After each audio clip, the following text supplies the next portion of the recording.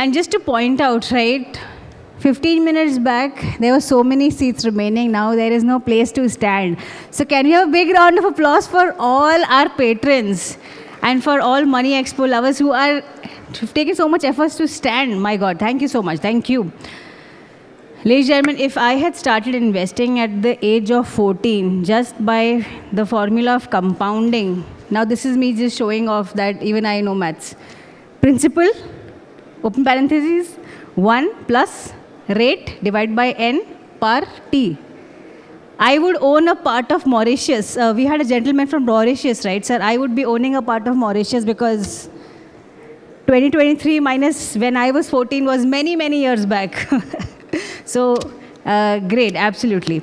All right, ladies and gentlemen, quickly moving on to our next segment. For our next segment, we have the co-founder and CFO of hBits PropTech. Can we have a big round of applause for Mr. Samir Bhandari? Just a little bio on him. So, Mr. Samir is a veteran banker with 33 years of experience, and he's the co-founder of hBits and has been instrumental in creating new asset class through fractional real estate for Indian investors, both in India and abroad. So, Mr. Bhandari, kindly come on up. A small question awaits you, and a small answer is what we are expecting. So, real estate. This real estate really stood out for us. Just one. Sure, sir. Hello? Yeah. Sorry. So, considering you've got a major experience in real estate, so two questions, nothing technical. Today is all about knowing our audience members as well as our speakers, not just their technical side, but just their personal, their fun side as well. So that means you've traveled a lot? Yes, I live in Singapore actually. Wow, okay. What would you say, sir? What country would you recommend our patrons right here for a family trip? For a family? Which country would you recommend? Well, I actually went to Croatia recently and I loved it. And I definitely recommend that. I should not be asking you these questions. I'm feeling really bad for myself because as of now, it has just been my drawing room, then the kitchen, then for sleeping to my room. Okay. And solo trip. Sorry, come again? What country would you recommend for a solo trip? Dramatically opposite of Croatia. For a solo trip, well, I love the America. I love US. So I would definitely tell people to travel there.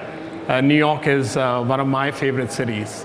Wow. So definitely would recommend that. Wow, okay. मेरा budget से both the countries are a little off, but maybe very but soon if you after invest investing. in real estate, आपका budget बन जाएगा. I completely agree. So, ladies and gentlemen, this is for all of you. A very good start. You know, if New York is in your bucket list in a couple of years, then this segment is definitely for all of you. Mr. Bhandari, stage is all yours. The audience awaits. Thank you so much. Thank you.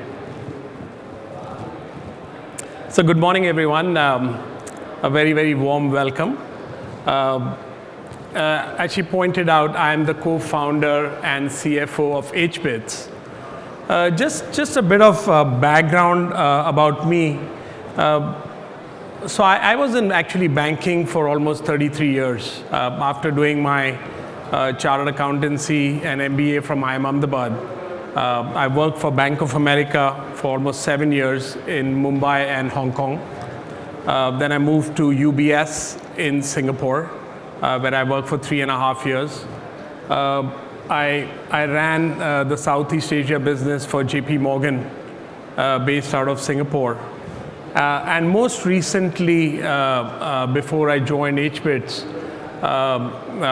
for 13 years, I was with Lehman, just before Lehman collapsed, and joined Nomura, where I co-ran their sales businesses globally across fixed income and equities.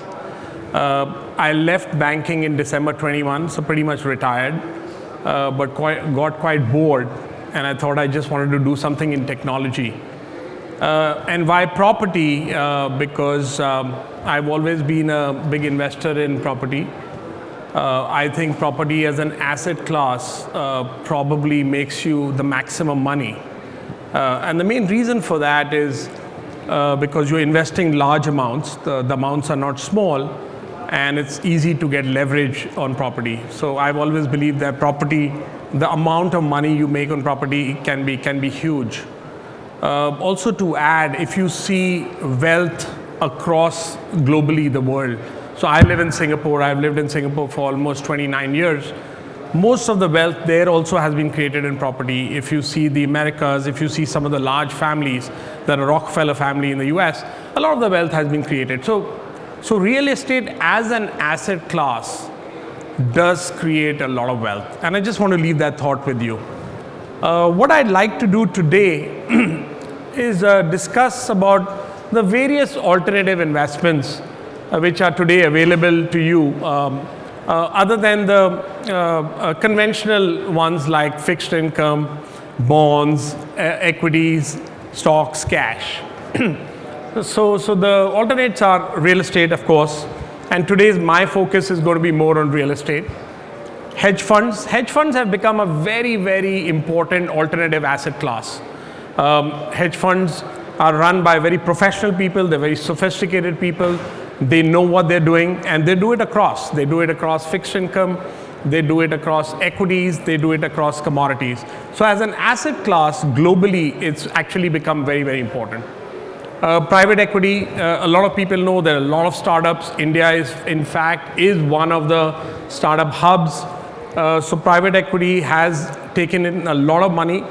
I mean, there's so much money now in private equity that the SEC in the US is actually wanting to regulate them because it's an unregulated asset class.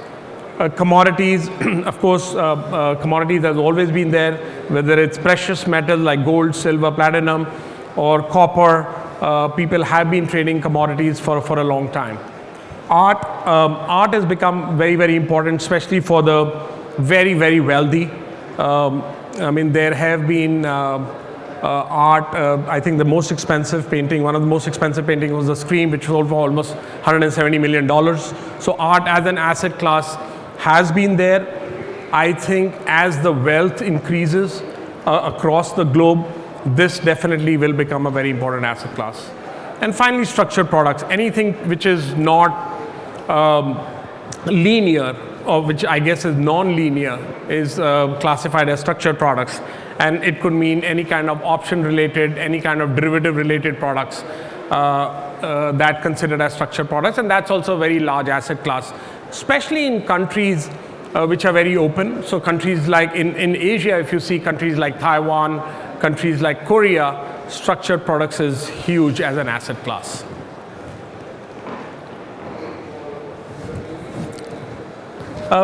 As I mentioned, I'd like to focus today on real estate. So if you see real estate as an asset class or as an investment, you're looking at residential and you're looking at commercial.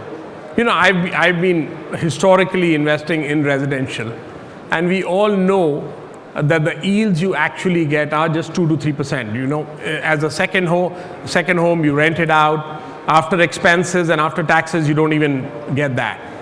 Whereas for commercial real estate, the yields are reasonably high. Obviously, the ticket sizes are high, and we'll talk about how we've tried to reduce the ticket sizes. But definitely, the yields are in the range of 8 to 10%. So if you compare to residential, obviously, it's almost 3.5 to 5 times of what you earn in commercial real estate.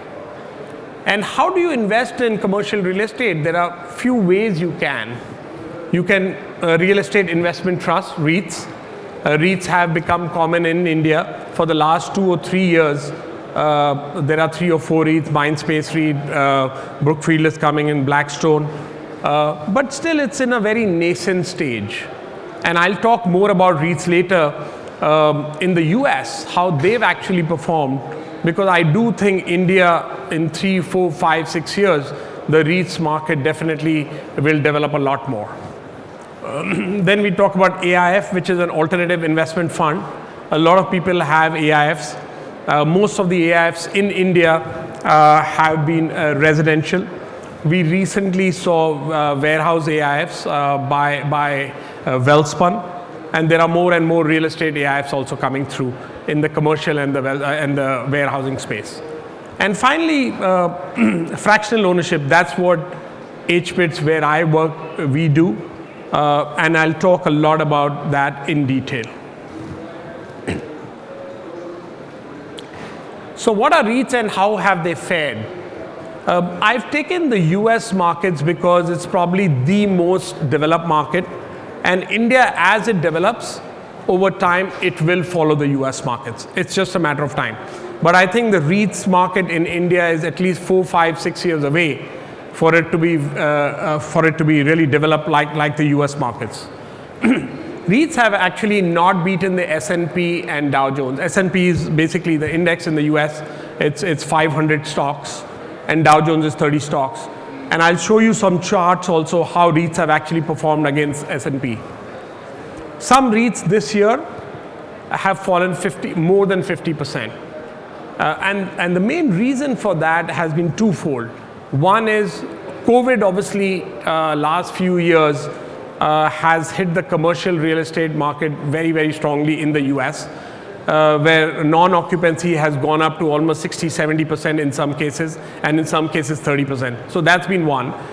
Secondly, what's also happened, the Fed has actually increased interest rates by almost 500 basis points. And a lot of these people have actually been leveraged. So they had taken loans when interest rates were actually very, very low. And that has also hit them. And thirdly, because of non-occupancy and because of the debt, they are not able to service the debt. So they are starting to be forced to sell the buildings which are being occupied. And that's also putting a lot of pressure on commercial real estate. And that's also one of the reasons why REITs have fallen. And finally, they are highly correlated to market conditions. Very few perform in a bad market. Typically, if equity markets don't do badly, REITs do badly. If interest rates go up, they do badly. And if there's always any situation like COVID again, obviously they'll underperform.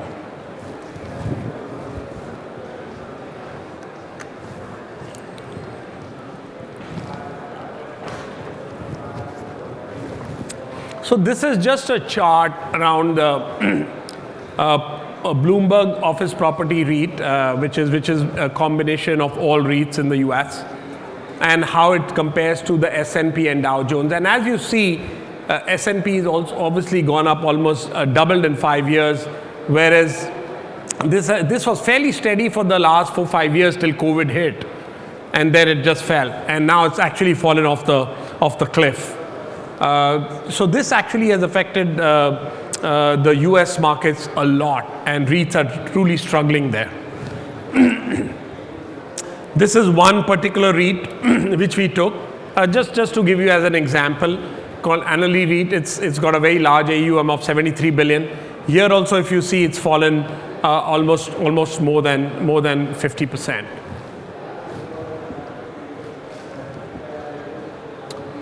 This again shows how REIT markets get affected by interest rates. So as you see, Fed has hiked, the REIT market has collapsed. And this is actually not only in the US. If you see the Singapore markets also, as rates kept going up, the REIT markets came off quite a bit.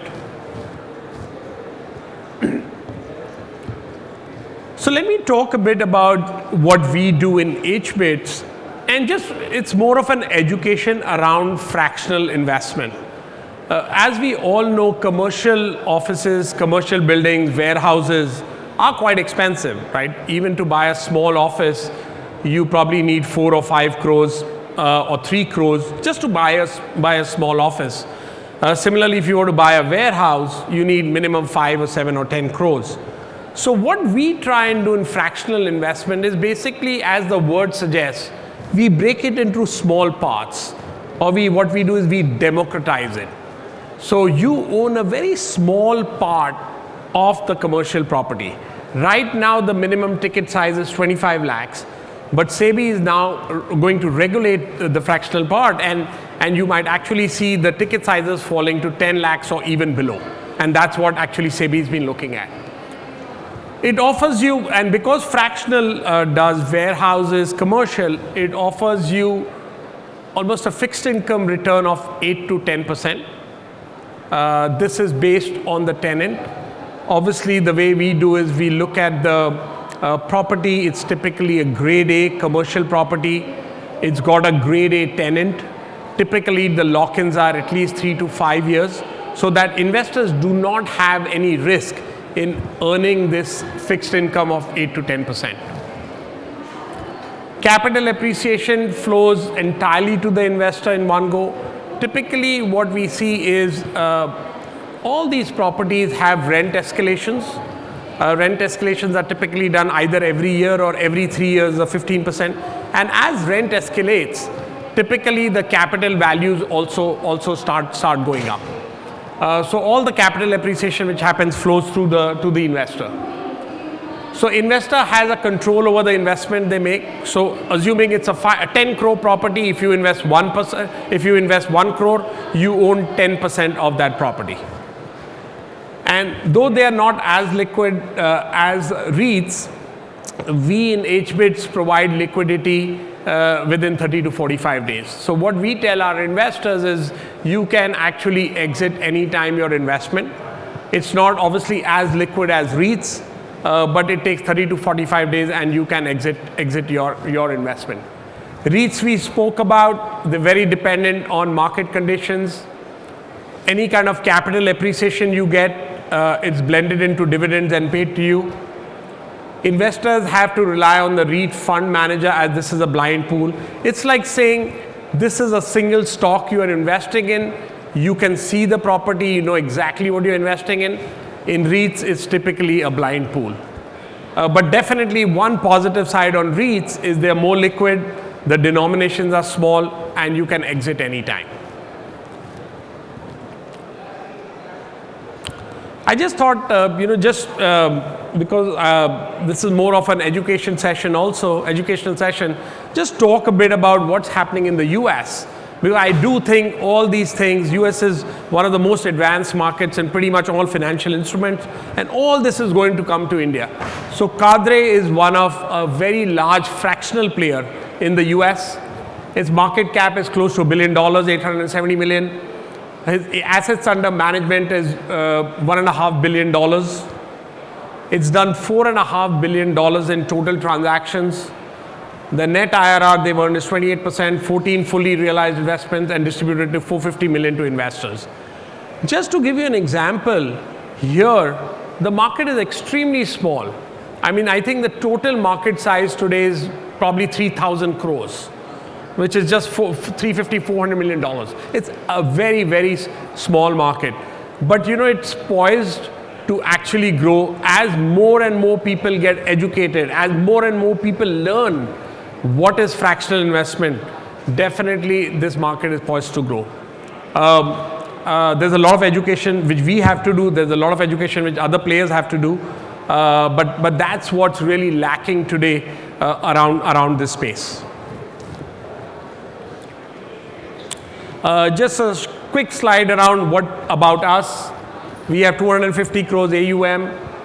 We are one of the few platforms to have exited a property after 1 year, where we gave an IRR of 17.54%. We have a pipeline. We continue to look at pipeline, more than 20,000 crores. And overall, the management team has more than 100 years of experience. Some of our grade A tenants are ICICI Bank, India Infoline. We're recently in the market where it's a multinational called Citel, which is one of the largest BPOs in the world.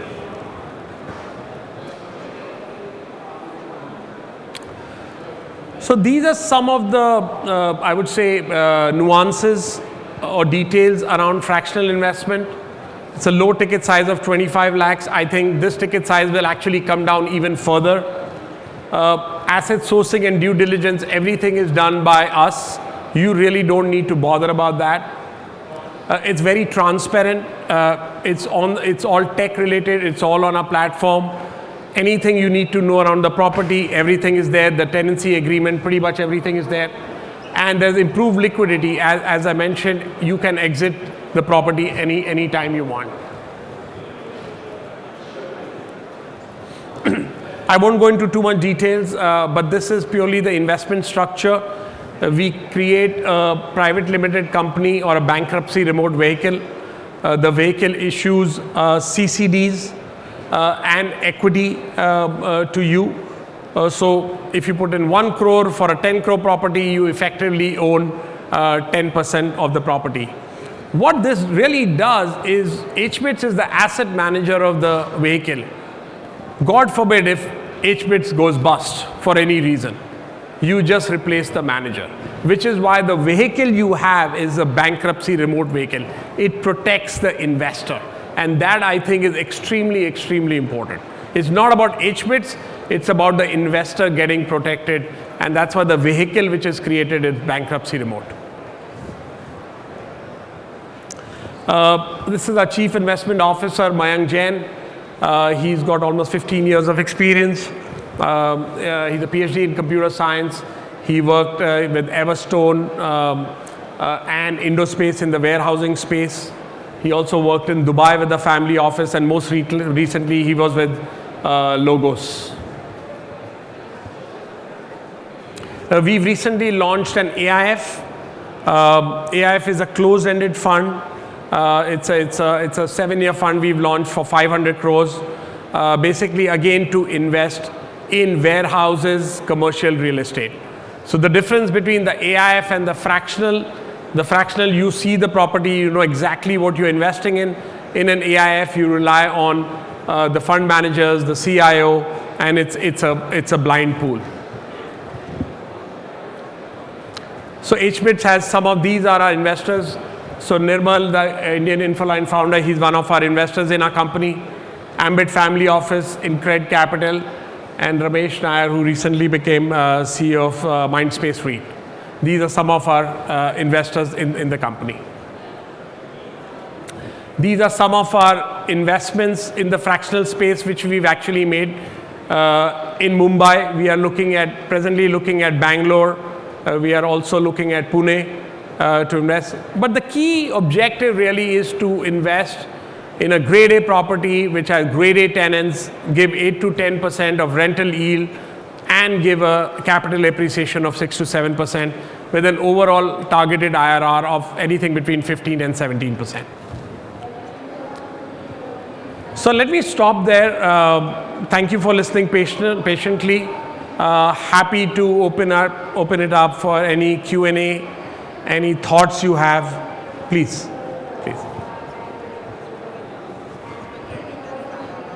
Sorry? Yes. So the IRR we expect?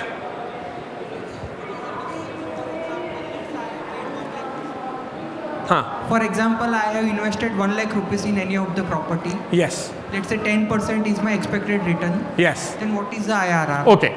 So 10% is your rental return which you get, and this you actually get on a monthly basis.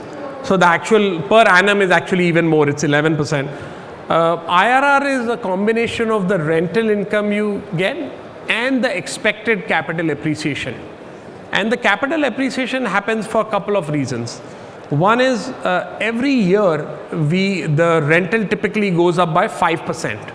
That's the agreement we have. Or it might be every 3 years, 15%. So as the rental goes up, typically the capital values also go up because the rental yield typically will remain the same. And that's the appreciation you get. So effectively, when I talk about 16% IRR, 10% is the rental income, and after 4 or 5 years when we exit, you will get roughly 30%, which is 5 or 6% per annum. So your overall return will be 16%, which is why I don't call this a fixed income instrument, I call it a hybrid instrument, fixed returns and equity-like gains, but always backed by real estate, a hard asset. There is no lock-in. You can exit any time. What we say is typically real estate makes you a lot of money if you hold it for 3 to 5 years. So we encourage people to hold it for 3 to 5 years.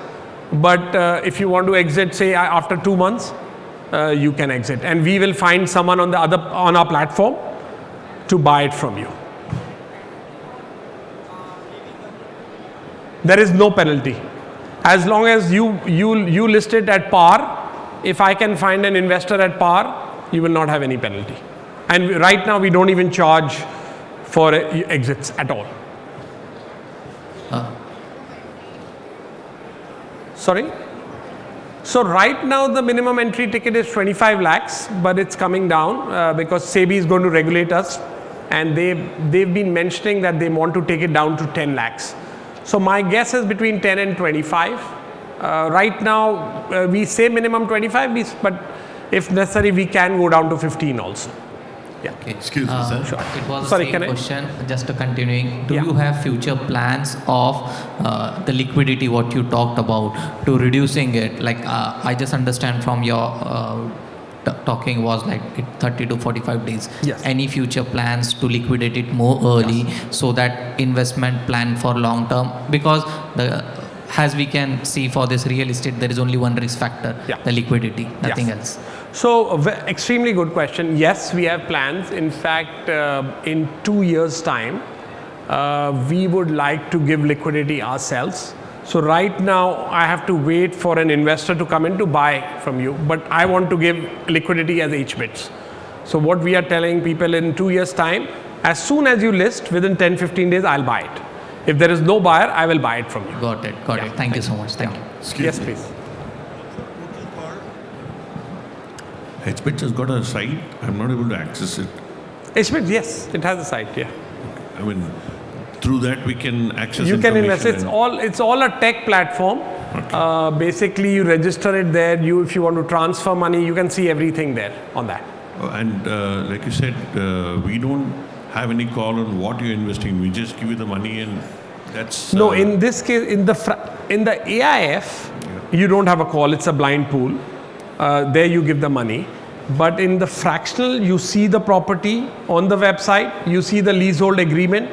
You see all the details, and you have a sight on everything. Yes. So hBits is exclusively into only fractional investing. We are not into it. fractional and AIF right now. These two things. So just elaborate on AIF. What's the full form you said? So it's an alternative investment fund, Okay. which is SEBI registered. Okay. We are going to raise we are raising 500 crores in that. It's a 7-year closed-ended fund to invest in warehouses and commercial real estate. Oh, that's also into real estate only. Yes. I mean, AIF also. So we focus. We are specialists in real estate. We focus on that because I think it's very important to understand that you go with the best. You try to go with the best in that field. And that's so we do commercial real estate extremely well. We do warehouses extremely well. That's where a lot of our experience is. Yes. How long has this concept been around in India now? I mean, So we started 4 years back. I think the concept has been there for 7 probably years. But it's starting to pick up a lot. There are 3 main players, including us here.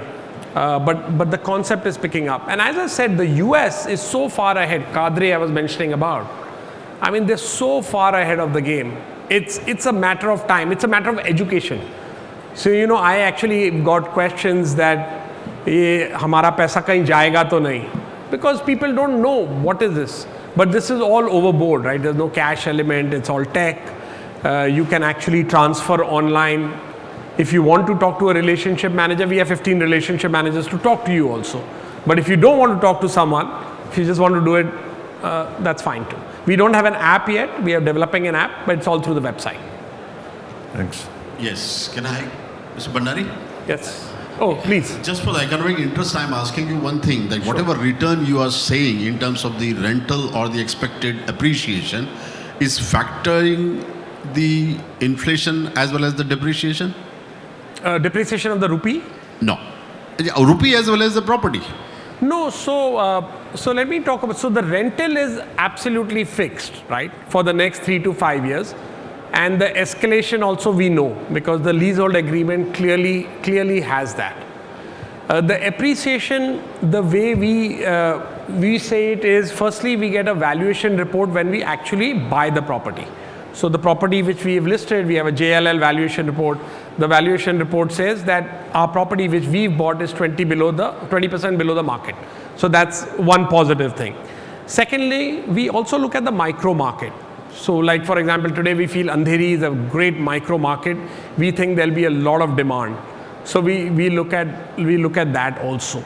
And based on that, we have a financial model, a detailed financial model, which will say why we think the capital value will appreciate and by how much. So for example, there was one property we've exited.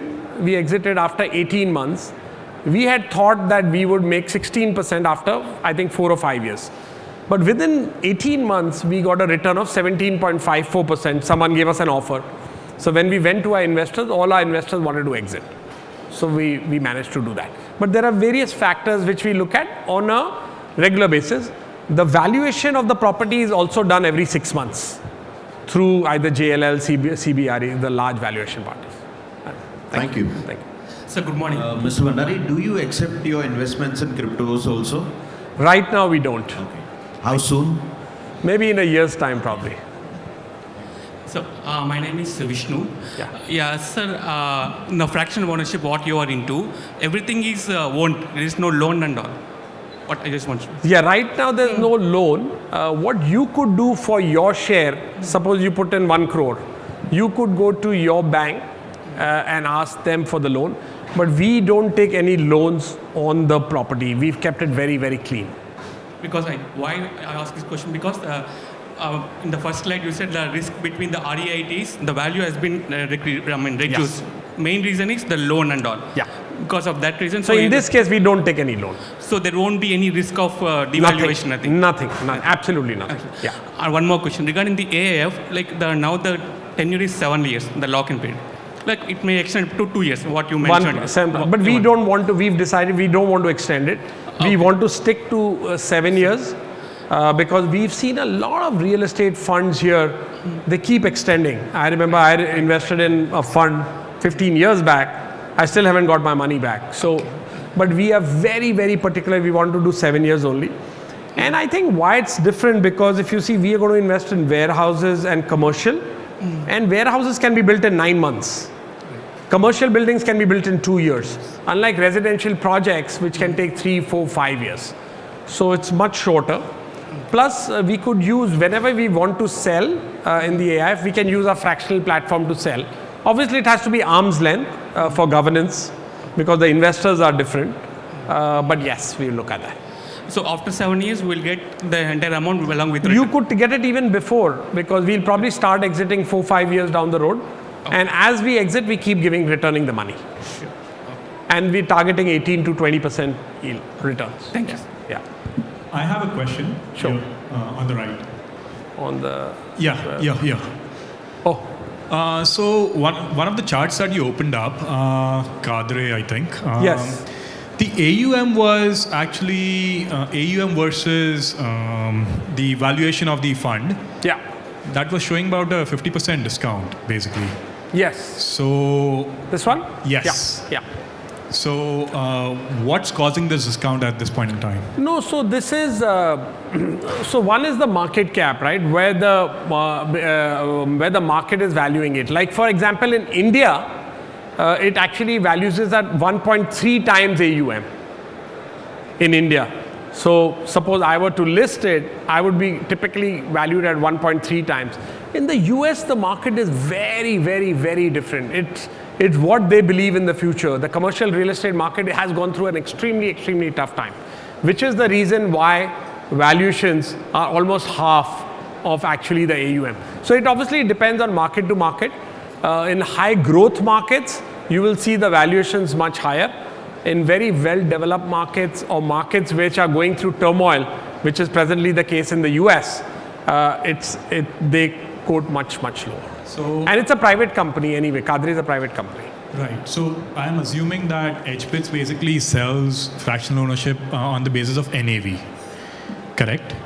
No, so initially we sell it primary, right? So we identify the price with the seller, we agree on the price, and then we sell it on a platform. In secondary, when you want to sell after 2 or 3 years, that's going to be on NAV. Yes. Okay. So any chances of something like this actually happening as well? In India? Yes. Like what's happened in the US? Yes, because real estate, you usually don't see too much discount like this going on, correct? No, so India, if you see, India is a very, very different market, right? So when you talk about occupancy in the US, if you go to the West Coast, everyone's working from home still.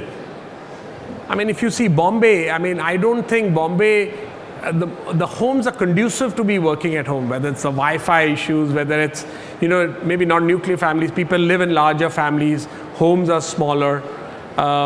Mumbai is not too much into tech, whereas US is a lot into that. And US non-occupancy has increased quite a lot. Plus there's been a lot of debt on the books. So as long as you are able to control these, I don't think India it will happen. I don't think at least it will happen for the next 10 years. After that, I can't really say. But for the next 10 years, I do not foresee that happening. Plus, I think the warehousing space is just exploding, right? With the Flipkarts of the world and all these guys taking a lot more space, this 2-minute delivery, 1-minute delivery becoming more important, I think that space is actually exploding. Plus, the rentals here are quite cheap. So if you see the average rentals in dollar terms, it's actually quite cheap. So you're seeing a lot of foreign companies actually coming up and setting up offices, and they find rentals extremely cheap. So I'm very, very confident India is going to be very, very well protected. So last question. My name is Sagar. I'm a corporate lawyer by profession. Yeah. So my question is, as an investor, what is our position? Likewise, you showed me the investment structure. We are having a SPV over there. Yes. Right. So as an investor, we are going to invest 10 crore, 25 lakh, whatever is the amount. So we will be the shareholders or what? Or we will be getting the rights of taking decisions in the annual general meeting of the company. Is that the case? Absolutely. So you will own CCDs and equity. So if you own, say, a 40 crore property, if you have 4 crores, you will be 10% owner. Okay, so basically CCD and equity are the two instruments which will be floating. CCD is for rental income, okay. and when we sell the property, we convert the CCD into equity, okay. and we shall sell the company. So last question is, do you also deal in hBits? So we are unfortunately... hBits are listed, so we don't. Okay, yeah. Thank you. Great. Thank you so much. We've genuinely run out of time, sir. So we can take this question, if you don't mind. We'll take this. So we'll take this question. Sure. Okay, fine. This would be the last question because it so happens that Mr. Sameer's question answer round is longer than his presentation. One question. I'm coming from South Maharashtra today, from a tier 3 city. My question to you is, are you exploring tier 3 cities or tier 4 cities as well? I come from a area where we have a airport in the last 1 year, which has started flights abroad. There are 2 airstrips pending, which will definitely give a boom to our agro industry. Just like you mentioned warehouse, we have 5 to 6 exotic varieties of fruits, as well as turmeric and grapes market of the Indian market is dominated by our town. I come from Sangli. So I wanted to ask you whether you are ready to explore warehousing as well as commercial real estate in tier 3 cities. So like you sound Sangli, like the Kolhapur. brand ambassador of Sangli. I mean, this is It what should be. It क्या should be. बेचा है अपने Sangli को. Fantastic. To answer your question, the answer is yes. First, we'll do warehouses. Right. And I also feel over time, as the infrastructure of a lot of these smaller cities become better, obviously the whole migration which has been happening from the smaller cities to Mumbai will also reduce. So the attractiveness of these smaller cities is going to be much more. So right now we will definitely look at warehouses and over time commercial cities. I would definitely love to connect with you regarding that because we have lots of, we hold lands in Sangli and Kolhapur Absolutely. area. So we are also looking at something like this. My brother is in Boston right now. He's doing his MBA at Babson. So he also introduced me something like REITs कि वहाँ पे वैसे चल रहा है. So we are also exploring in tier 3 cities if we introduce this model. Yes. My personal opinion is your model will definitely remove all the Patasausta and corporate these banks and all small pygmy type जो भी institutions है उनको replace ये model definitely करेगा. Fantastic, sir. Thank you so much. Thank you. Thank you. Ladies and gentlemen, firstly, a big round of applause for Mr. Sameer. Like we mentioned, right, the question answer round was so much more interesting. I mean, the session was fantastic, but the Q&A was longer. And a big round of applause for our very brave commander-in-chief of battling all the questions on the spot. And big round of applause for all of you. Mr. Samir, I would request you to kindly applaud our audiences, right? The questions were so interesting. So thank you. Thank you, lovely audience members. Thank you, sir. What a pleasure to have you with us.